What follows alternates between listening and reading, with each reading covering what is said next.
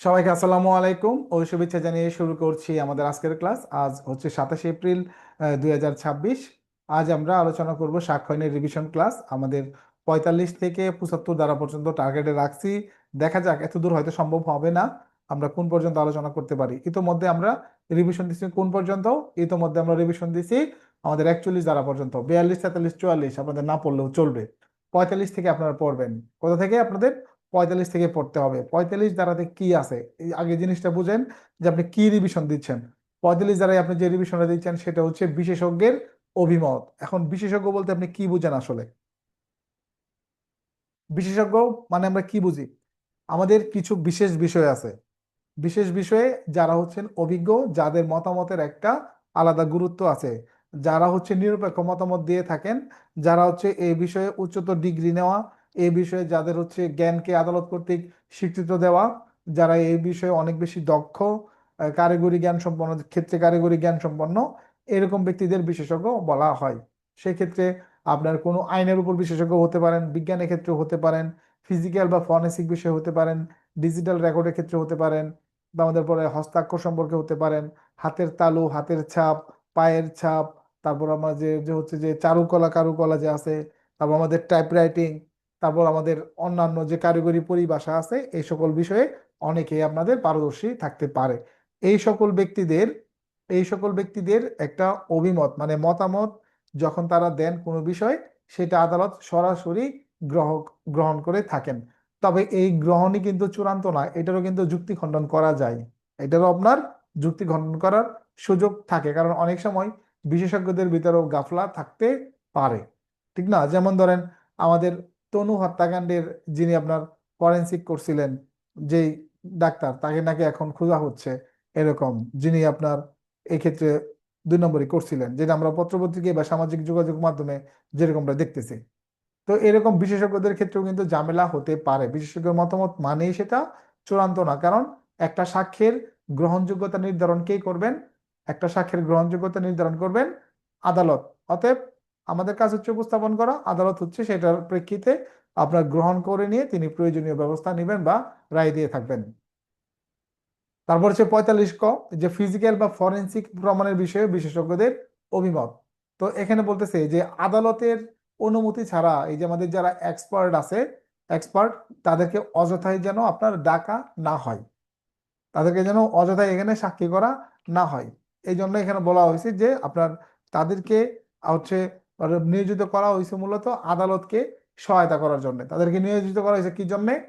এই যে সরকার এত কোটি কোটি টাকা খরচ করে আমাদের বিশেষজ্ঞদের বেতন ভাতা দেয়, তাদের কিন্তু আলাদা নিয়োগ হয়। বিশেষজ্ঞ যারা, তাদের কিন্তু আলাদা নিয়োগ হয়। যদি আমি আপনাদেরকে উদাহরণ হিসেবে বলি, আমাদের যে সিআইডির এক্সপার্ট আছেন, এক্সপার্ট, তাদের বেতন কিন্তু অনেক বেশি, আমাদের কোনো গ্রেডের সাথে মিলবে না, তাদের হিসাবটা কিন্তু আলাদা।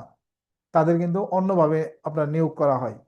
তাদের দেখবেন আপনার লাখ টাকার উপরে বেতন, তারপর অন্যান্য সুযোগ সুবিধা, তাদের যোগ্যতার ক্ষেত্রে তাদের আপনার এখানে নিয়োগ করা হয়, সেটা অন্য বেসিসে নিয়োগটা করা হয়।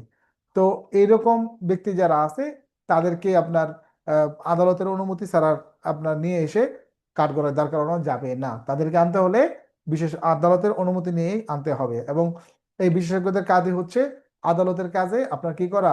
আপনার সহায়তা করা। এটা আমাদের 45 কতে বলছে, এত ইম্পর্টেন্ট না। ধারা নাম্বার 46, বিশেষজ্ঞদের অভিমত। তারা যে আমাদের একটা রিপোর্ট দেন, এই যে রিপোর্টটা, এই রিপোর্টটা কখনো মনে করেন যে আপনার একটা বিষয়ের সাথে মিলতে পারে, আবার কখনো সেটা নাও মিলতে পারে। কিরকম?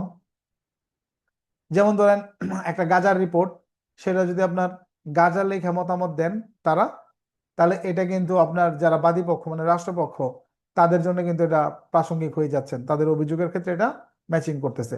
একইভাবে যখন এই রিপোর্টটাতে যদি এরকম আসে যে আমাদের কাছে পরীক্ষার জন্য প্রেরণকৃত আলামত সমূহ গাজা নয়, এমন যদি মতামত দেয়, তাহলে কিন্তু এবার আসামিদের দাবির সাথে প্রাসঙ্গিক হয়ে যাচ্ছে। ঠিক না? যেটা আপনার কখনো এই পক্ষে আসতে পারে, কখনো ওই পক্ষে সেটা যেতে পারে। এই ধরনের যে বিষয়গুলো আছে, এগুলো আদালতে কি হয় আমাদের, কখনো প্রাসঙ্গিক হয়, কখনো সেটা অপ্রাসঙ্গিক হয়ে থাকে। এখন আদালত অনেক সময় একটা জিনিসের সাদৃশ্যপূর্ণ মতামত দিয়ে থাকেন। যেমন ধরেন আপনার একটার বিষক্রিয়ার লক্ষণ এগুলো, তারা যদি এগুলোর লক্ষণ খুঁজে পান, তাহলে প্রেরিত আলামত আর যে লক্ষণ এটা যদি ম্যাচিং করে তাহলে তারা বলতে পারেন যে এইটা আপনার সালফিউরিক অ্যাসিডের লক্ষণ এই, বা তারপর নাইট্রেট অ্যাসিডের লক্ষণ এই, মানে যার কাছে পাওয়া গেছে। তখন যার কাছে এগুলো পাওয়া গেছে এবং যেটা প্রয়োগ করা হয়েছে এই দুটো যদি মিলা যায় তাহলে তো বোঝা যায় যে এটা, মনে করেন একজন ভিকটিমকে বিষ খাওয়ায় মারা হয়েছে, বিষ খাওয়ায় মারা হয়েছে, এখন বিষের নাম তো আসলে আমি জানি না বৈজ্ঞানিক নাম, ধরেন কি দেওয়া যায়, ধরেন আপনার একটা ক খ গ ঘ ঙ যে কোনো একটা নাম ধরেন যে এই এই নামের একটা বিষ খাওয়াইছে, সাথে কোটাটা দেওয়া হয়েছে আপনার। এখন ফরেনসিক রিপোর্টে আপনার যেই ধরনের আলামত উদ্ধার করে পুলিশ অফিসার পাঠাইছে এই ধরনের কোটাতে যে ধরনের বিষের কথা লেখা আছে, ভিকটিমের হাতে যে কোটাটা পাওয়া গেছে বিষের আর যে বিষটা তার শরীরে পাওয়া গেছে দুটার মিল নাই। ওই দুটার আমার কি নাই, শারীরিক লক্ষণ মিল নাই। তাহলে এইটা আপনি কি বুঝেন, তাহলে এখানে কাহিনী সাজানো হয়েছে নাকি, যে অন্যভাবে মাইরা বিষের বোতল একটা ঢুকাই দিছে। অথবা মনে করেন যে আপনার বিষের যেটা হাতে ছিল আর যেটা খাইছে এই দুটার আপনার মিল পাওয়া গেছে, এই দুটার মিল পাওয়া গেছে। আবার এরকমও হতে পারে যে আপনার বিষ খাওয়াইছে, যে বিষ খাওয়ানোর কথা করে আপনার বলা হচ্ছে যে মারা গেছে কিন্তু তার আগেই মাথায় কোনো আঘাতজনিত কারণে ভিকটিমের মৃত্যু হয়েছে, তার পরবর্তীতে ওই মৃত ব্যক্তির মুখে বিষ ঢেলে দেওয়া হয়েছে। এরকমটা হতে পারে না, কোটাটা মনে করেন যেটা ডালা হয়েছে ওই কোটাটাই, এরকম হতে পারে কিনা। তখন এই যে রিপোর্টগুলা দেয়, এই যে রিপোর্টগুলা দেয় এই রিপোর্টগুলোর ক্ষেত্রে কখনো সেটা প্রাসঙ্গিক হয়, কখনো সেটা আমাদের অপ্রাসঙ্গিক হতে পারে, মানে এক পক্ষের দিকে গেলে আরেক পক্ষের দিকে মিলে না, ঠিক না। এই জিনিসটা বলছি যে এইগুলো আদালতে কি হবে, আমাদের প্রাসঙ্গিক হবে, অর্থাৎ বিশেষজ্ঞ যে মতামতগুলো দেন এগুলোর সাথে সংশ্লিষ্ট বিষয়গুলো কখনো প্রাসঙ্গিক মানে লক্ষণ মিলে, কখনো অপ্রাসঙ্গিক লক্ষণ মিলে না। তারপর হয়েছে আমাদের ধারা নাম্বার 47 হস্তাক্ষর সম্পর্কে অভিমত যখন প্রাসঙ্গিক। দেখেন, আমাদের যদি হস্তাক্ষর সম্পর্কে মতামত দরকার হয়, বিশেষজ্ঞের মতামত, তখন কিন্তু 47 না। ভালো করে বুঝেন, শেষ বুঝানি হয়তো আরেকবার বুঝতে পারেন পরীক্ষার আগে, ভালো করে বুঝেন। হস্তাক্ষর মানে হাতের লেখা সম্পর্কে আমাদের কি চাইছে এখানে, অভিমত যখন প্রাসঙ্গিক, তার মানে বিশেষজ্ঞের মতামত চাওয়া হয়নি। বিশেষজ্ঞের মতামত যদি চাওয়া হইতো তাহলে সেটা প্রাসঙ্গিক হইতো বা অপ্রাসঙ্গিক হইতো, কত দাঁড়ায় 45 দাঁড়ায়, সেটা প্রাসঙ্গিক বা অপ্রাসঙ্গিক হইতো। কিন্তু এখন বলতেছে হস্তাক্ষর হাতের লেখাটি এই হাতের লেখা সম্পর্কে আপনার অভিমত যখন প্রাসঙ্গিক, এটা কখন, মনে করেন আমার লেখা খুরশেদ ভাই চিনে, মুর্শেদ চিনে, নুমান আছে ওরা চিনে, মাহমুদুল আছে ওরা চিনে, কামরুল আছে ওরা আমার লেখা চিনে। তো এই যে আমার লেখাটা চিনে, তখন ওই এদেরকে জিজ্ঞেস করলো কোর্ট যে আপনার খুরশেদ সাহেব এই লেখাটাকে আপনি চিনেন, তো খুরশেদ তো লেখা দেখে চিনে লেছে, জি স্যার চিনি, এটা আমাদের এসআই জনি স্যারের হাতের লেখা। একই কথা মুর্শেদ বলল। এখন এই যে কথাগুলো বললো এইগুলো আদালতে প্রাসঙ্গিক হয়, যে না, যে ওনারা যেহেতু ওনার ছাত্র ছিলেন, ওনার কাছে প্রাইভেট পড়ছেন দীর্ঘদিন, ওনার হাতের লেখা ওনারা চিনতে পারেন, এটা স্বাভাবিক বিষয়, তার মানে এটা প্রাসঙ্গিক। চূড়ান্ত না, কিন্তু কোনো কিছু কিন্তু চূড়ান্ত না, একমাত্র আদালতই চূড়ান্ত হিসেবে গ্রহণ করে, বুঝছেন। আমাদের কাজ হলো খালি উপস্থাপন করা। অতএব এটা আমরা কি করতে পারি, অভিমত হিসেবে বলতে পারি যারা এই ধরনের বিষয় চিনে। এই ধরনের কথা বলতে গেলে এই খুরশেদ মুর্শেদ যারা আছে, মাহমুদুল বা মুর্শেদ যারা আছে, তাদের কি আপনার বিশেষজ্ঞ হওয়া দরকার আছে? বিশেষজ্ঞ হওয়ার কোনো দরকার নাই। তার মানে যারা শুধুমাত্র আপনার পরিচিত আছে তারা যখন কথা বলবে, যারা যখন মতামত দিবে, এই বিষয়গুলো আপনার প্রাসঙ্গিক হবে কয় ধারাতে, আমাদের 47 ধারাতে। তারপর হলো আমাদের 47 ক নামে একটা ধারা আছে, নতুন যুগছে এটা 2022 সালে, ডিজিটাল স্বাক্ষর অভিমত যে ক্ষেত্রে প্রাসঙ্গিক। এখন ডিজিটাল স্বাক্ষরের ক্ষেত্রে আমাদের কিন্তু এই অভিমত যখন নেওয়া হবে, তখন এই অভিমত কিন্তু দিবে কারা বলেন, এই অভিমত দিবে হচ্ছে যারা আপনার প্রত্যয়নকারী প্রতিষ্ঠান আছে, তারাই কেবল এটা দিতে পারবে। মনে করেন আপনার ছবি দ্বারা যদি একজন আইডি লেখে, আমার ছবি দিয়ে যদি এমডি জনি নামে কোনো আইডি অন্য একজন কেউ বানাই, আমি ওই দিন ফেসবুকে সার্চ করছিলাম আমার নাম দিয়ে এমডি জনি দিয়া, আইডির অভাব নাই, অসংখ্য আইডি, ঠিক আছে, অসংখ্য আইডি, কিন্তু আমার মতন ছবি তো আরেকটা নাই। এখন মনে করেন আবার আরেকজন কপি করলো আমার নাম দিয়ে কপি করলো, এই এই কপি করার ক্ষেত্রে এখন দেখা গেছে যে আমার নামে আইডি আরেকটা তৈরি হইলো না, আইডি কিন্তু আরেকটা তৈরি হইলো। এখন কর্তৃপক্ষ ওই ভুয়া আইডিটারে কি আমার আইডি বলে কোনো সার্টিফিকেট দিবে? দেবে কিনা? কারণ আমার যে ডিভাইস, যে ম্যাক অ্যাড্রেস আর ওই যে পোস্ট হচ্ছে, ওই পোস্টের যে ম্যাক অ্যাড্রেস এক না। তার মানে আমার ডিভাইস থেকে এটা পোস্ট হয়নি, ওই আইডি গুলো ব্যবহৃত হচ্ছে না। তাহলে আমার ডিভাইস থেকে যদি ইউজ করা হতো, তাহলে আমাদের ম্যাক অ্যাড্রেস আইপি অ্যাড্রেস আপনার মিলে যেত, ঠিক না, ইন্টারনেটের বিষয়ে। তাহলে সেক্ষেত্রে বিশেষজ্ঞ যদি বলতো হ্যাঁ এটি এসআই জাহাঙ্গীর আলম জনির আপনার পোস্ট, মানে তারা এটা একটা প্রত্যয়ন দিচ্ছে, তাহলে এই ধরনের বিষয় যখন তারা বলবে, কর্তৃপক্ষ যারা বলবে প্রত্যয়ন দিয়ে বলবে, এইটা আদালতের কাছে প্রাসঙ্গিক হবে। ধারা নাম্বার 47 ক। ধারা 48 অধিকার এবং প্রথার অস্তিত্ব সম্পর্কে অভিমত যখন প্রাসঙ্গিক হবে। কি নিয়ে? অধিকার ও প্রথা। তো অধিকার ও প্রথা নিয়ে কি বোঝানো হয়েছে খেয়াল করে দেখেন, এখানে বোঝানো হয়েছে অভিমত যখন প্রাসঙ্গিক। আমাদের আরেকটা ধারা আছে না এরকম, 13 ধারা মেবি, কত ধারা? 13তে না? কার ধারণা আছে বলেন? সেম আরেকটা ধারা আছে আমাদের এরকম কাছাকাছি, বলেন, রেডমি 11 বলেন, 13 না? 13 ধারা স্যার। ওটা 13 ধারা, ইয়া ব্যতীত, অভিমত ব্যতীত সবকিছু ওখানে স্যার। ওকে। তাহলে 13 ধারায় বলতেছে আপনার অধিকার ও প্রথার বিষয়ে আপনার মতামতবিহীন অন্য যা কিছু আছে সেগুলো প্রাসঙ্গিক হবে। কত ধারায়? 13 ধারায়। আর এই যে আমাদের অভিমত, অভিমতটা প্রাসঙ্গিক হয়ে যাবে আমাদের মূলত 48 ধারায়। এখন অধিকার এবং প্রথা সম্পর্কে যারা বুঝে, যারা জানে, যাদের একটা মূল্য আছে সমাজে, বা যারা এই অধিকার আর প্রথা সম্পর্কে যাদের আপনার জ্ঞান আছে, তারা এই ক্ষেত্রে যখন বলবে তখন সেটা প্রাসঙ্গিক হবে। মনে করেন একটা আহ, একটা খেলার মাঠ নিয়ে আপনার গন্ডগোল করতেছে, এই ক্ষেত্রে এই খেলার মাঠের ভিতরে এলাকাবাসীর অধিকার আছে কি না, এটা যখন প্রশ্ন উঠবে, আদালতের বিষয়বস্তুতে রূপ ধারণ করবে, তখন ওই এলাকার যিনি বয়োজ্যেষ্ঠ ব্যক্তি, মনে করেন 70, 80, 90, 100 বছর বয়স, এরকম যে মুরব্বী আছে, ওই ব্যক্তিকে যদি ডেকে নেওয়া হয়, আচ্ছা এইটা তো হিন্দুদের জায়গা ছিল স্বাধীনতার সময়, তারা তো দেশ ছেড়ে ভারত চলে গেছে, তো এটা তো আপনার সরকারেও জায়গাটা বুঝে নেয় নাই, তো এইভাবে আছে, এটা কি নাকি মরল রাজ দাবি করতেছে তাদের জায়গা? তখন ওই বয়স্ক লোক বলবে না, আমরাই তো ছোটবেলায় এই জায়গাতে হিন্দুদের জায়গা ছিল, আমরা এখানে খেলাধুলা করতাম, আমরা এখানে খেলাধুলা করতাম, তারপর ওরা যুদ্ধের সময় দেশ ছেড়ে চলে গেছে, এই সম্পত্তি ভেঙে পড়ে রয়েছে, সরকার কোনোদিন এগুলো নিতে আসে নাই, এইভাবে এলাকার মানুষ এটা ব্যবহার করতেছে, বাচ্চারা খেলাধুলা করে, ঈদের নামাজ হয়, এই কথা বললো। তাহলে এখন বলেন, এই যে মুরব্বী কথাটা বলছে, তাহলে অধিকার ও প্রথার বিষয়ে তিনি একটা বিষয় জানেন, ঠিক না, এই বিষয়ে একটা অধিকার আছে। এখন হঠাৎ করে আরেকজন এসে দাবি করলে তো হবে না। তার মানে অধিকার ও প্রথার এই যে বিষয়টা আছে, যারা যিনি জানেন, এই ধরনের ব্যক্তিদের অভিমত যখন বলবে সেটা প্রাসঙ্গিক হবে কয় ধারায় আমাদের? 48 ধারায়। ক্লিয়ার? এরপর হচ্ছে আমাদের 49, প্রচলিত রীতি মতবাদ সম্পর্কে অভিমত যখন প্রাসঙ্গিক। তো আমাদের অনেক ধরনের রীতি থাকে, আমাদের ধর্মীয় রীতি থাকে, ঠিক না, আবার সামাজিক রীতি থাকে, আবার অনেক ধরনের মতবাদ থাকে।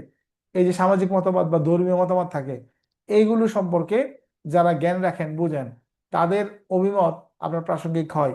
মনে করেন এই রমজান মাসে, রমজান মাসে না, এটা হচ্ছে বলা হয় কি জানি বলে এটাকে, শবে বরাত। শবে বরাতের দিনের বেলা দেখা গেছে যে অনেক এলাকায় কিন্তু রুটি হালুয়া দেয়, তাই না? রুটি হালুয়া দেয়। আমরাও ছোটবেলা রুটি হালুয়া এগুলা খাইছি, রুটি হালুয়া খাইছি। আর এই দিনটা আমরা কাজে লাগাইতাম অন্যভাবে। কিরকম? যারা একটু মানে প্রেম প্রীতির লগে জড়িত ছিল, বন্ধু বান্ধব, এই সুযোগে যেই বাড়িতে যার লগে লিঙ্ক, ওই বাড়িতে তার এনে আমরা রুটি খাইতে যেতাম, কারণ ওই দিন তার বাধা দিতে পারতো না, আমরা রুটির জন্য আইছি। বুঝছেন না, উদ্দেশ্য ছিল অন্যটা, তাহলে এই দিনটা খুব আমরা মিস করি।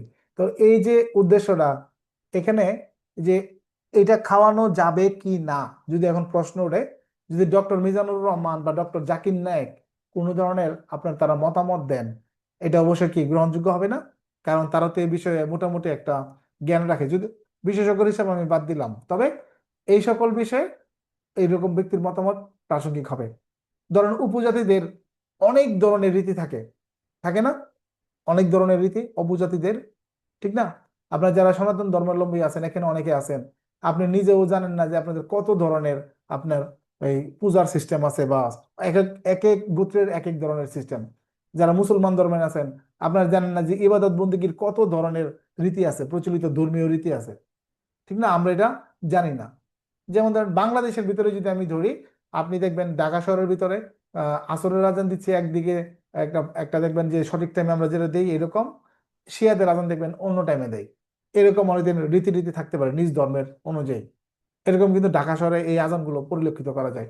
এখন তাদেরকে আমরা কি বাধা দিতে পারি যে আপনারা এই টাইমে আজান দিবেন না? কারণ তাদের ধর্মীয় রীতি অনুযায়ী তারা এটা বিশ্বাস করে, তারা এই মাযহাব অনুযায়ী এটা বিশ্বাস করে, এটা বিশ্বাস করে। তাহলে এই অনুযায়ী কিন্তু আমাদের কি হচ্ছে, যে এই মতবাদ সম্পর্কে যারা জ্ঞান রাখেন তারা যখন কোনো কথা বলবেন, এই বিষয়গুলো আদালতে প্রাসঙ্গিক হয় 49 দ্বারা।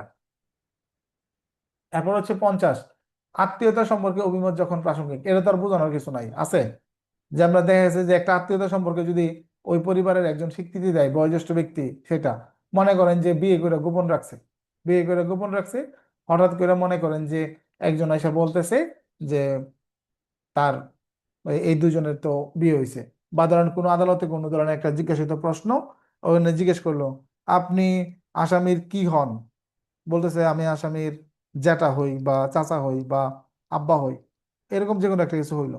আচ্ছা, তাহলে এই যে বিবাদী যে আপনার এখানে একটা মামলা করছে, এই মামলার বিষয়ে আপনি কি জানেন? সে তো স্বামীর অধিকার চাইতেছে, এই মেয়েকে আপনি চিনেন?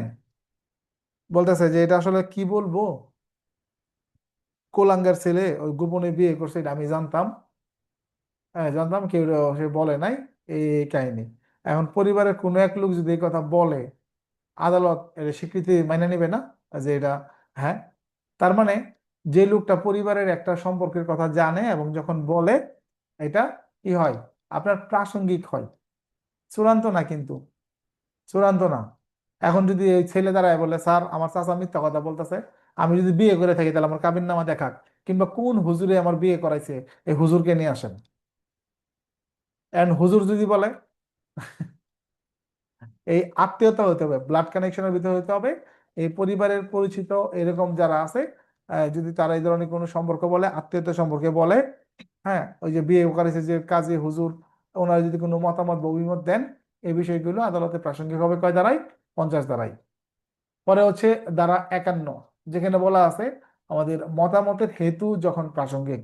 এই হেতু মানে হচ্ছে আপনার হচ্ছে কারণ, হেতু মানে হচ্ছে কি কারণ, অর্থাৎ আমাদের যারা বিশেষজ্ঞ, তারা যে এই গেঞ্জি পড়ে গেছে, আমাদের যারা বিশেষজ্ঞ আছে, বিশেষজ্ঞরা যে একটা রিপোর্ট দেন, এই রিপোর্টটাকে তিনি এই দেখে রিপোর্ট দিয়ে দেন।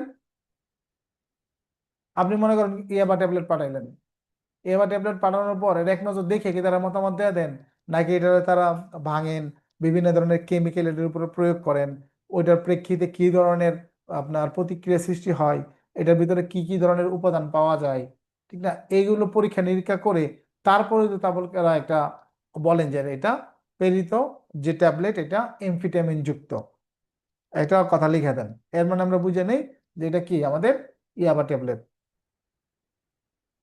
এই যে তাদেরকে আমরা এই ধরনের সিদ্ধান্তে যে তারা পৌঁছালেন, এটা কিভাবে তারা পৌঁছালেন? বিশেষজ্ঞকে যখন আমাদের আদালতের অনুমোদন সাপেক্ষে আমরা কোর্টে আনবো, কোর্টে আনার পর এই ধরনের বিশেষজ্ঞকে আমরা জিজ্ঞেস করতে পারবো, তাদেরকে আমরা জিজ্ঞাসাবাদ করতে পারবো, এবং তারা যে ব্যাখ্যা বিশ্লেষণগুলো বলবেন এগুলো আদালতে প্রাসঙ্গিক হবে।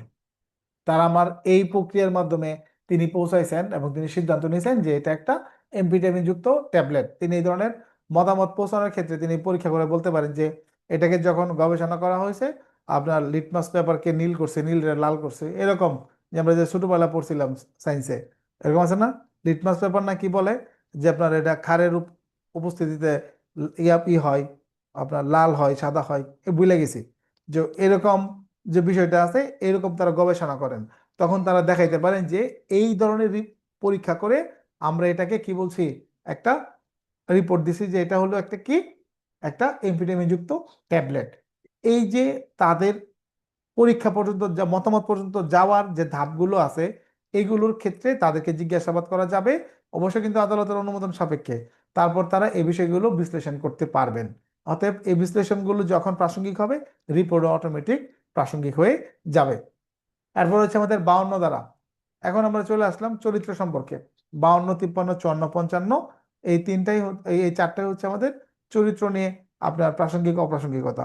এখানে বলতেছে দেওয়ানি মামলায় কথিত আচরণ প্রমাণ করার জন্য চরিত্র অপ্রাসঙ্গিক। একদম সিম্পল ভাবে ভাবে বুঝেন যে দেওয়ানি মামলাটা কাকে বলা হয়, কে বলতে পারেন দেওয়ানি মামলা কি? জানা আছে কারো যে দেওয়ানি মামলা কাকে বলে? জাহিদ হাসান বলেন। আর জায়গা জমি নিয়ে যেটা মামলা, অধিকার বা সত্ত্ব বা সম্পত্তি এগুলো নিয়ে যে মামলা, সেগুলো দেওয়ানি মামলা। হ্যাঁ, ধন্যবাদ ইসমাইল এবং রুবেল হোসেন, সাথে জাহিদ হাসান, সবাইকে অসংখ্য ধন্যবাদ। হ্যাঁ, আমরা সঠিক উত্তরটাই পাইছি। তো এইরকম এইরকম যখন মামলাগুলো হয়, দেওয়ানি মামলা যখন হয়, এই দেওয়ানি মামলার ক্ষেত্রে আপনার আচরণটা তেমন ইফেক্ট করে না, বাদী বিবাদীর আচরণ তেমন কোনো ইফেক্ট করে না। কি জন্য করে না? মনে করেন একটা পরিবারের চারটা সন্তান আছে, এই চারটা সন্তানের ভিতরে মনে করেন যে একটা ছেলে আপনার গাঁজা মদ খায়, টেয়া পয়সা সব নষ্ট করে দেয়। এখন বাপ মারা গেছে, এখন বাকি তিন ভাই বলতেছে ওরে সম্পত্তি দিলে অত বেঁচে কিনা গাঞ্জা মাঞ্জা খায়া মনে করেন যে আপনার সব নষ্ট করে নেব। আসলেও বাস্তব, ঠিক না? বাপ মরে গেলে তো তার ঈদ লাগলো, কারণ সম্পত্তি এবার তার কবজায় পড়তেছে, বেচবো আর খাইবো, ঠিক না? এখন এই যে বাকি তিন ভাই কি আপনার সাব রেজিস্ট্রারের কাছে বা ধরেন আপনার এসি ল্যান্ডের কাছে বা ভূমি অফিসে যোগাযোগ করে সম্পত্তি থেকে ওই যে আপনার নিশাখোর ভাই আছে তার সম্পত্তি থেকে বাদ দিতে পারবে? পারবে কিনা? কোনো সুযোগ নাই, আইনগতভাবে কোনো সুযোগ নাই। অতএব যতটুকু প্রাপ্য সে ততটুকুই পাবে। অর্থাৎ এই ধরনের ক্ষেত্রে যে চরিত্র কি এটা দেখার বিষয় না, ও দাঁড়ায় ডাইরেক্ট দাঁড়ায় বলবে গাঞ্জা খেলে আমার টেয়ে দেখায় আমি, আপনার কি, ঠিক না? কিছুদিন আগে একটা ভিডিও দেখছেন, এই যে আপনার এই 4-5 দিন আগে এক সাংবাদিক যে মহিলার প্রশ্ন করে, পরে মহিলা মনে করেন সাংবাদিক ইচ্ছা মতন কিন্তু খলাইছে, দেখছেন না? যে আমার কামের টাকাতে আমি গাঞ্জা খাই, আমনের কি? তারপরে আরো কিছু ভাষায়নের ল্যাঙ্গুয়েজ করছে, ইউজ করছে, যে মনে করেন যে আমি এটা এডিট করছিলাম শুরু করে যে পোস্ট করবো, যে এটা দেখেন এখন। পরে আর মানে এখানে যে মহিলা লাস্টে এসে এমন দুইটা ওয়ার্ড কইছে যে ওই দুইটা ওয়ার্ডের কারণে আমি আর পোস্ট করতে পারি নাই। হ্যাঁ, মানে খুব ভালো লাগছে। আমি না হলেও আহ, কয়েকবার মানে 7-8 বার ভিডিওটা দেখছি। আমি যখন এডিট করতেছি ভিডিওটা মোবাইলে, তখন আমার বউই চেতে গেছে, এই ফালতু এইসব ভিডিও কেউ দেখে? হ্যাঁ, তুমি কি দেখতেছো? আমাকে কেন, আমি এডিট করতেছি, ফেসবুকে দিমো। হ্যাঁ, পরে আর দেওয়া হয়েছে না, এখন রেখে দিছি, সেভ করা আছে আমার কাছে, এডিট করা আছে, মানে ওই কাট সাট করে যাতে এটা রেস্ট্রিকশন না আসে ওই হিসাবে রাখছিলাম, যে ছাড়মো। পরে আর ছাড়তে মনে নাই। আমি আবার আমার এলাকায় একটা মাদক বিরোধী সংগঠনের সাথে জড়িত, তো ওই জন্য আর কি ওইটার আমার আরেকটা আইডি আছে, ব্যক্তিগত আইডি, ওই আইডি থেকে ছাড়ার জন্য নিয়োগ করছিলাম। তো এরকম আচরণটা দেওয়ানি মামলার ক্ষেত্রে কোনো ধরনের ইফেক্ট করবে না। মনে রাখবেন, দেওয়ানি মামলায় আচরণের তেমন কোনো একটা দাম নাই, তবে দাম সেটা আছে, তবে এটা আমাদের মতন স্টুডেন্টদের না জানলেও চলবে। পরে চলে আসি আমরা 53 ধারায়। 53 ধারায় বলতেছে ফৌজদারি মামলায় পূর্ববর্তী সচ্চরিত্র প্রাসঙ্গিক। অর্থাৎ যখন ফৌজদারি মামলায় আমরা চলে আসি, এই ফৌজদারি মামলায় যখন কোনো মামলা হবে, আপনার একজন ব্যক্তির চরিত্র যে আপনার ভালো, এটা আমরা বলতে পারি, এটা প্রাসঙ্গিক হয় কিরকম? মনে করেন একজন চেয়ারম্যানের বিরুদ্ধে মামলা হয়েছে, আপনার 10 বস্তা গম আত্মসাতের। তো এখন চেয়ারম্যানের পক্ষে আইনজীবী বলতেছে যে ওনার 10 বস্তা গমের আত্মসাৎ আনছেন আমার চেয়ারম্যানের বিরুদ্ধে, আমার চেয়ারম্যান তো আপনার কোটি কোটি টাকার বৈধভাবে মালিক, তিনি আজকে 15 বছর যাবত চেয়ারম্যান, তিনি আজকে কি 15 বছর যাবত কি চেয়ারম্যান। কারো আত্মীয় স্বজন যদি চেয়ারম্যান থাকে প্লিজ মাইন্ড করেন না, জাস্ট বোঝানোর জন্য বলতেছি। তো আমাদের কতদিন, 15 বছর যাবত সে চেয়ারম্যান, এই 15 বছরে তার বিরুদ্ধে কোনো অভিযোগ নাই, তিনি সুষ্ঠুভাবে চেয়ারম্যানের দায়িত্ব পালন করার কারণে তিনি রাষ্ট্র কর্তৃক তিনি আপনার পুরস্কৃত পাইছেন, পুরস্কৃত হয়েছে, ঠিক না, পুরস্কৃত হয়েছেন। তো এরকম পজিটিভ কথাগুলো একজন আসামির আপনার চরিত্র যে ভালো, তিনি আসলে এই ঘটনার সঙ্গে সম্পৃক্ত না, এই জিনিসটা বোঝানোর ক্ষেত্রে আদালতে আমরা ব্যবহার করতে পারি। কত ধারায় এটা বলা আছে? 53 ধারায় বলা আছে। ওকে, 54 ধারায় বলতেছে যে ভাই একজন মানুষ যে খারাপ, সরাসরি তারা খারাপ বলা যাবে না। একজন মানুষ যে খারাপ, তাকে সরাসরি খারাপ বলা যাবে না। আমাদের যে সমাজে যখন কথাবার্তা হয়, মানে শুরুতেই মনে করেন যে আলোচনা শুরু হয় খারাপ দিয়া একজন ব্যক্তির সম্পর্কে বলতে গেলে, ঠিক না? মনে করেন সমালোচনা যে শুরু হবে, একেবারে মনে করেন যে সেই লেভেলের সমালোচনা, মানে আড়াল হইলেই মনে করেন যে শুরু হয়ে যায়, আড়াল হইলেই আপনার শুরু হয়ে যায় সমালোচনা। তো এটা হলো আপনার আদালতে বলতেছে এই প্র্যাকটিসটা কোর্টে চলবে না, এই প্র্যাকটিসটা কোথায় চলবে না? কোর্টে চলবে না। তার মানে একজন মানুষকে আপনি শুরুতেই খারাপ বলবেন, এটা গ্রহণযোগ্য নয়। 54 ধারা এটা বলতেছে। বুঝছেন বিষয়টা? একজন মানুষ যে খারাপ, শুরুতেই আপনি এটা বলতে পারবেন না। তাহলে কখন বলতে পারবো? শুরুতে যেহেতু বলতে পারবো না, তাহলে নিশ্চয়ই কোনো কাহিনী আছে যখন আমি বলতে পারবো, ঠিক না? একটা জিনিস প্রশ্ন শোনার পরে আপনি দ্বিতীয়ত আরেকটা অপশন আছে কিনা আপনি বুঝতে পারবেন না। বুঝার তো কথা, মানুষ হিসেবে তো বুঝার কথা। তাই আমি বলতেছি শুরুতে আপনার সে ব্যক্তি যে খারাপ এটা বলা যাবে না, তারপরে নিশ্চয় কোন এক সময় বলা যাবে। তাহলে সেটা কখন? যখন 53 ধারায় আপনার ভালো দাবি করা হবে, ভালো, যে আমার মক্কেল ভালো, এই সেই ফেরেশতা ইত্যাদি, এইটাকে ডাউন করার জন্য, এটাকে নষ্ট করার জন্য একজন ব্যক্তি যে খারাপ এটা আমরা বলতে পারি। এবার ফিরে আসি সেই চেয়ারম্যানের উদাহরণেই, যে 15 বছর যাবত চেয়ারম্যান, সে খুব ভালো সার্ভিস দিয়ে যাচ্ছে, তার সহায় সম্পত্তি কোনোই নাই। তখন আমরা বলতে পারি যে বিজ্ঞ আইনজীবী সাহেব একটু থামেন, যে চেয়ারম্যানের পক্ষ নিয়ে আপনি এত কথা বলতেছেন, এই চেয়ারম্যান সম্পর্কে আপনি কি জানেন? কিছুই তো জানেন না। এই চেয়ারম্যান 2001 সালে এই ভ্রাম্যমাণ আদালত কর্তৃক অভিযুক্ত এতদিন জেল খাটছে, 2007 সালে সেনাবাহিনীর অভিযানের সময় অ্যারেস্ট হয়েছে, তার বাড়ি থেকে এত বস্তা উদ্ধার হয়েছে। তারপর এইভাবে মনে করেন আমলনামা পেশ করা শুরু করলো। এটা কিন্তু শুরুতে কিন্তু বলে নাই, শুরুতেই কিন্তু আপনার বলে নাই। তখন বলতেছে যে আপনার প্রথমেই বলে নাই, কিন্তু যখন তার বালা হিসেবে আপনি হাজির করতেছেন, এই তখন আপনি এটা বলতে পারি। যেমন ধরেন মেয়ে দেখতে গেছে, মেয়ে দেখতে গেলে মেয়ের সেই প্রশংসা করতেছে কাজী সাহেব, যে মেয়ে তো এই ভালো, এই সেই সেই এরকম এই সেই, হ্যাঁ। তখন তখন ছেলে পক্ষতে বলতেছে সবই ঠিক আছে, তো মানে মেয়ের আর কি ফেসবুক আইডি 4-5টা, ফেসবুক আইডি 4-5টা, আর এরকম একটা কথা বললো, আর কিছু বিষয় ইঙ্গিত দিল। তো এরকম আর কি, যেমন গাড়ি 99% ভালো, মাঝে মাঝে ব্রেক কাজ করে না, ঠিক না? তো এই গাড়ি কিনবেন আপনি? গাড়ি ব্রেক না, জায়গা 100% পিওর, কিন্তু বন বিভাগের দাবি আছে। টিভিতে বিজ্ঞাপন দেখছেন না? বিজ্ঞাপনগুলো, হ্যাঁ, দেখছেন না? এরকমই ছেলে একদম পিওর, একদম খাঁটি ছেলে, মাঝে মাঝে ওই যে নাইট ক্লাবে যায়, উত্তরা আর গুলশান, যেন মাঝে মাঝে কি নাইট ক্লাবে যায়। তো এইরকম যখন হবে, তখন দেখা গেছে যে যুক্তি খণ্ডনের ক্ষেত্রে একদম সামনে তুলে ধরা যাবে, যে ভাই এত ভালো করেন না, এই যে দেখেন তার আমলনামাও দেখেন। তার মানে সরাসরি একজন ব্যক্তিকে আমি খারাপ বলতে পারি না। যখন 53 দ্বারা একজন মানুষকে আমরা ভালো হিসেবে জাহির করতেছি, তখন ওইটার যুক্তি খণ্ডন হিসেবে 54 দ্বারাতে অপশন রাখা হয়েছে, যে তখন আপনি তাকে খারাপ বলতে পারবেন। তবে শুরুতে খারাপ বলা যাবে কাদেরকে জানেন? কাদেরকে? যে সকল মামলায় চরিত্রই আপনার বিচার্য বিষয়। কিরকম জানেন? দর্শন মামলার আসামি। কিসের আসামি? দর্শন মামলার আসামি। তো এই বাবাজির কি আপনার ভালো কথা দিয়ে শুরু করা যাবে যে দর্শন করছে?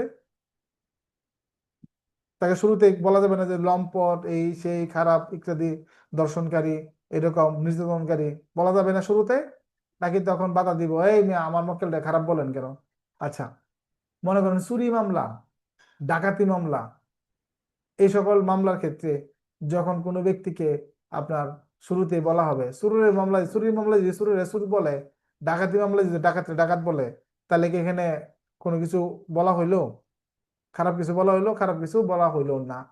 অতএব যখন এটা বিকল্পটা জেনে রাখেন, যেখানে চরিত্রটাই মানে খারাপ চরিত্রটাই যেখানে মুখ্য বিষয়, ওই সকল ক্ষেত্রে একজন ব্যক্তিকে খারাপ দোষারোপ প্রথম দিকেই করা যায়, এটা প্রাসঙ্গিক হয়। এটা আমাদের কত দ্বারাই বলা আছে? এটা আমাদের 54 দ্বারাই কিন্তু বলা আছে। ওকে, এখন হলো আমাদের 55 দ্বারা, ক্ষতিপূরণ নির্ণয়ে চরিত্রের গুরুত্ব। ক্ষতিপূরণ নির্ণয়ের আরেকটা দ্বারা আছে না? মনে আছে আপনাদের কত দ্বারা? 12 মানে 12। ক্ষতিপূরণ নির্ণয়ে আপনার কি বলা আছে 12 দ্বারাই? ক্ষতিপূরণ নির্ণয়ে আপনার যে সমস্ত বিষয় আপনার ক্ষতির পরিমাণ নির্ণয়ে সহায়তা করে সেগুলো প্রাসঙ্গিক। শুধুমাত্র এই ক্ষেত্রে আপনার চরিত্র বাদ যাবে। কি বাদ যাবে? চরিত্র বাদ যাবে। ক্ষতির পরিমাণ নির্ণয়ে একটা আপনার মনে করেন ভাউচার বিল, এক্ষেত্রে মনে করেন একজন মানুষ একটা মোবাইল কিনা খালি নামতেছে বসুন্ধরা সিটি থেকে, সিঁড়িতেই মনে করেন একজন ব্যক্তির সাথে ঝগড়া, মোবাইল থেকে হাত থেকে মোবাইলটা নিয়ে বাড়িতে ভেঙে গেছে, তাহলে ওটার তার মূল্যমান কমে নাই, কমছে? জাস্ট খালি উপর থেকে কিনা সে নিচে নামছে। তাহলে তখন আদালতের সামনে বুঝাবে যে হুজুর, আমি খালি উপর থেকে কিনা খালি নিচে নামছি, নামার পথে এখানে তার সঙ্গে ঝগড়া, তিনি আমার মোবাইলটা আসাতে ভেঙে ফেলছে, উনি আমার 2,50,000 টাকার আইফোন 17 প্রো ম্যাক্স নষ্ট করে দিছে। তাহলে এখন তার নামে 2.5 লাখ টাকা জরিমানা হবে, ঠিক না? বাদীর ক্ষতিপূরণ। তাহলে এখানে কি কাজ করলো? কাজ করলো এই মেমোটা। তো তখন এটা আমাদের 12 ধারে প্রাসঙ্গিক হচ্ছে। এবার আমরা চলে আসি যে ক্ষতির পরিমাণ যখন চরিত্র দিয়ে নির্ণয় করা হবে, সেটা আপনার প্রাসঙ্গিক হবে কত ধারাতে? সেটা আমাদের প্রাসঙ্গিক হবে মূলত হচ্ছে আমাদের কিসে? আপনার হচ্ছে 55 ধারাতে। কিরকম?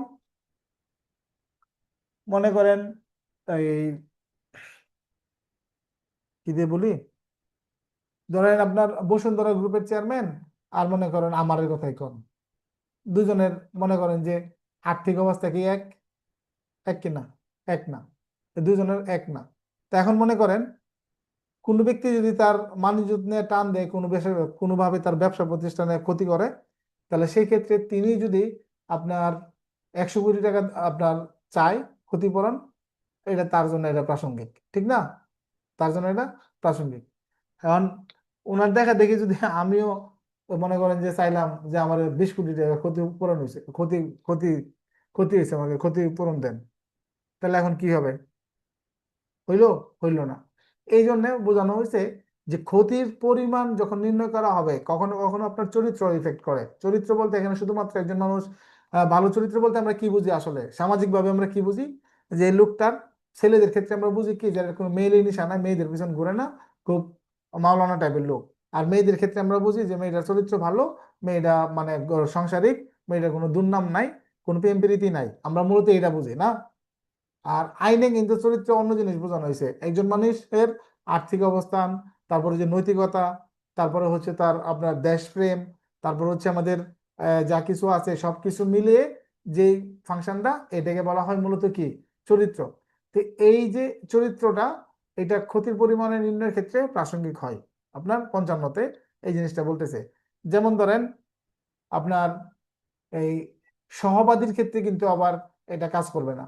সহবাদীর ক্ষেত্রে কিন্তু আবার সবার সমান হবে, বাট সহবাদী ছাড়া যখন এককবাদী হবে, তখন আবার এটা কিন্তু ভিন্ন ভিন্ন কাজ করবে। যেমন বসুন্ধরা গ্রুপের চেয়ারম্যান আলাদাভাবে মামলা করলে 100 কোটি টাকা দাবি করতে পারেন, আমি হয়তো বা 1 কোটি টাকা দাবি করতে পারি, ঠিক না? এটা আমাদের একই ঘটনা, সেম ঘটনায় ওনার যা ক্ষতি হয়েছে, আমার ক্ষতি, দুজনের ক্ষতির পরিমাণ এক হবে না। তার মানে এখানে চরিত্রটা, মানে আমার সামাজিক স্ট্যাটাস, ওনার স্ট্যাটাস, আমার আর্থিক স্ট্যাটাস, ওনার আর্থিক স্ট্যাটাস, এইগুলো এখানে ইফেক্ট করবে। এটা 55 বক্তব্য। তাহলে এখন সহবাদীর ক্ষেত্রে কিরকম? এবার আসেন যে বসুন্ধরা গ্রুপের চেয়ারম্যান আর আমি, আর মনে করেন আপনাদের ভিতর কয়েকজন, সবাই মিলে 300 কোটি একটু জায়গা কিনছি মনে করেন, উনিও আমাদের সাথে শেয়ার আছে। এখন কোনো কারণে এটা রাজুকের সাথে আমাদের একটা মামলা হয়েছে। তা আমাদের এই 10 জন পার্টনারের ভিতরে বসুন্ধরা গ্রুপেরও একজন আছে, সে হইলো একটা এক অংশের মালিক। তো এখন কোনো কারণে এখানে যখন আমরা ক্ষতিপূরণ দাবি করতেছি, এই ক্ষতিপূরণ দাবির ক্ষেত্রে যখন 2 কোটি টাকা আমরা দাবি করলাম ক্ষতিপূরণ, আমরা জমিটা কিনছিলাম কয়জন? 10 জনে। তাহলে এখন আমাদের সাথে একজন গরিব মানুষ থাকতে পারে যে কোনো রকম ভাবে টাকা টোকা দিছে, আবার মনে করেন হাই সোসাইটির বড় লোকও থাকতে পারে, এই যে বসুন্ধরার চেয়ারম্যান। তো এখন মনে করেন এই খুরশেদ ভাই মনে করেন আমার লগে আছে, তো খুরশেদ ভাই মনে করেন 20 লাখ টাকা কোনো রকম দিছে, তো বসুন্ধরা গ্রুপ দিয়ে দিছে 20 লাখ চোখের পলকে, আমিও দিয়ে দিলাম। তো এখন কোনো কারণে যখন ক্ষতি, এই মামলাটা আমাদের জায়গাটা আমাদের নিয়ে নিছে, বা এরকম আমরা একটা ক্ষতিপূরণের মামলা করছি রাজকের বিরুদ্ধে, এখন আদালত কর্তৃক 2 কোটি টাকা ক্ষতিপূরণ দিছে, এই যে আদেশ দিছে যে আপনার রাজক কর্তৃপক্ষ বাদীদের 2 লক্ষ টাকা প্রদান করুন ক্ষতিপূরণ হিসেবে। এখন রাজুক আমাদের 2 কোটি টাকা দিবেন। 2 কোটি টাকার ভিতরে মুখ চিন্না কি বসুন্ধরার এমডি 1 কোটি টাকা দিয়ে দেওয়া যাবে? নাকি আপনার এই 2 কোটি, এই যে 10 জন যে ইমাম এই জমিটা কিনছি, এই 10 জনই মনে করেন 20 লাখ করে পাবো, ঠিক না? সবার যেরকম শেয়ার, সমান শেয়ার। এই জিনিসটাই আমাদের এখানে বোঝানো হয়েছে যে আমাদের ক্ষতিপূরণ নির্ণয়ে চরিত্র একটা, এখানে আমাদের কি হয়, একটা ইফেক্ট করে, এখানে একটা ইফেক্ট করে। তাহলে এই পর্যন্ত আমাদের হলো প্রাসঙ্গিকের নিয়ম। প্রাসঙ্গিকের নিয়ম, তা প্রাসঙ্গিকের নিয়মগুলো আমরা দেখলাম 55 ধারা পর্যন্ত। এই পর্যন্ত আমাদের প্রথম খণ্ড শেষ। দ্বিতীয় খণ্ড শুরু হয়েছে আমাদের 56 থেকে 100 পর্যন্ত। দ্বিতীয় খণ্ডের ভিতরে আপনাদেরকে আমি পড়াইছি মূলত একটানা 56 থেকে 75 পর্যন্ত। এরপরে আর আমি পড়াই নাই। কেন পড়াই নাই এটার ব্যাখ্যাগুলো এখন দিব। তো আমরা ওই পর্যন্ত আগে যাই। এর ভিতরে আপনাদের 91 92 দুটো দ্বারা হয়তো পড়া লাগতে পারে। আর তেমন কোনো বিষয় এখানে নাই পড়ার মতো। তবে আমাদের যে ডিজিটাল রেকর্ডের যে বিষয়টা আছে এটা কিন্তু এই জায়গাতে ইনক্লুড করছে অনেক জায়গাতে। তো আমাদের দ্বিতীয় খণ্ড শুরু হয়েছে কত থেকে? আমাদের 56 থেকে 100 ধারা পর্যন্ত। আর তৃতীয় খণ্ড শুরু হয়েছে 101 থেকে 167 ধারা পর্যন্ত। 56 ধারার বক্তব্যটা একদম সহজ। কি বক্তব্য? যে একজন মানুষ হিসেবে একজন মানুষের যার জানার কথা, একজন মানুষ হিসেবে একজন মানুষ যার জানার কথা, একজন বিচারকও এই বিষয়গুলো জানেন। এই বিষয়গুলো একজন বিচারকও আপনার জানবেন। তিনি এই বিষয়গুলোকে কি করবেন? তিনি এটাতে আপনার গুরুত্ব দিবেন যে তিনি এটা জানেন, এটা আবার নতুন করে প্রমাণ করার কিছু নাই। বোঝা গেছে?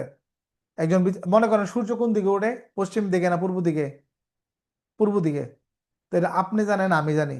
তাহলে বিচারক যখন বিচার করতে বসছেন, তিনি কি এটা জানেন? বলেন, বিচারক কি জানেন? 100% তিনি এটা জানেন মানুষ হিসেবে। তার মানে তাকে কি এটা আপনার নতুন করে প্রমাণ করার কিছু আছে? তাকে এটা নতুন করার প্রমাণ বা কোনো পক্ষেরই আপনার এটা প্রমাণ করার কিছু নাই। কোনো পক্ষেরই প্রমাণ করার কিছু নাই, এটা আদালত জানেন। আচ্ছা, তাহলে আমরা বুঝলাম যে সাধারণ মানুষের যে বিষয়গুলো জানার কথা, এই বিষয়গুলো একজন বিচারকও জানবেন। এগুলো আদালতে প্রমাণ। আদালতের কাজটা কি বলেন তো? সময়কে মূল্যায়ন করা, ঠিক না? যত সংক্ষিপ্ত সময়ে ভালো একটা বিচার করা যায়। এই জন্য বলছে যে এই বিষয়গুলো আদালতের নতুন করে প্রমাণ করার প্রয়োজন। আদালতে এগুলো জানা প্রয়োজন নাই, একজন বিচারক এগুলো তিনি জানেন। পরবর্তী 57 ধারা,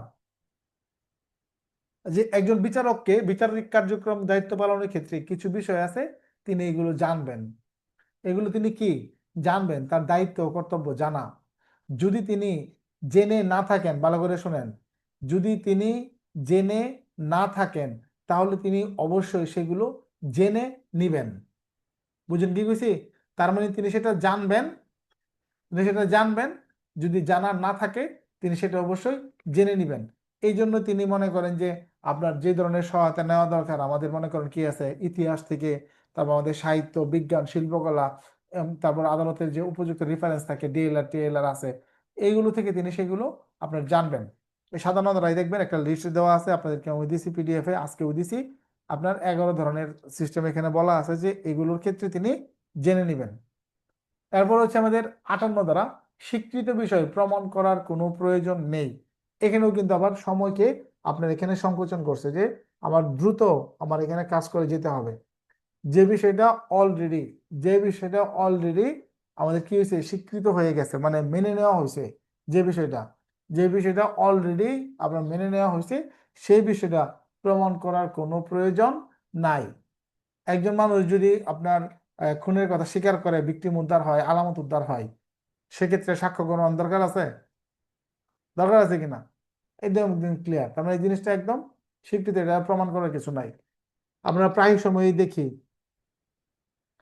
সময়ই দেখি যে আমাদের আহ স্ত্রীর দাবিতে ছেলের বাড়িতে অনশন, স্ত্রীর দাবিতে দেখি না আমরা এরকম।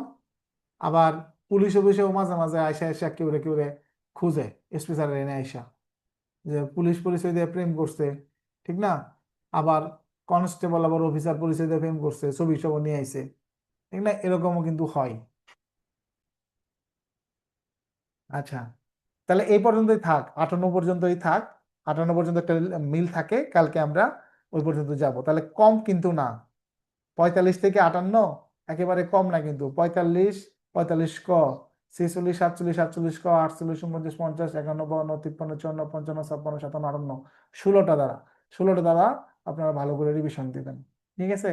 আগামীকালকে আমরা 59 থেকে শুরু করব, যেখানে আমাদের এই যে কিভাবে ঘটনা প্রমাণ করবেন, কি দ্বারা, মৌখিক সাক্ষ্য, দালিলিক সাক্ষ্য, এইগুলো দ্বারা আমরা প্রমাণ করব। কালকে ইনশাল্লাহ 59 থেকে 74 আমরা 75 পর্যন্ত আমরা শেষ করে দিতে পারবো। তার সাথে আমরা হচ্ছে যে 90 91 91 92 90 91 92 এই তিনটা দ্বারা নিয়ে একটু আলোচনা করবো। এই তিনটা দ্বারা একটু গুরুত্ব আছে। তো আজকের মতন এই পর্যন্তই। দেখা হবে আমাদের পরবর্তী ক্লাসে। আল্লাহ হাফেজ।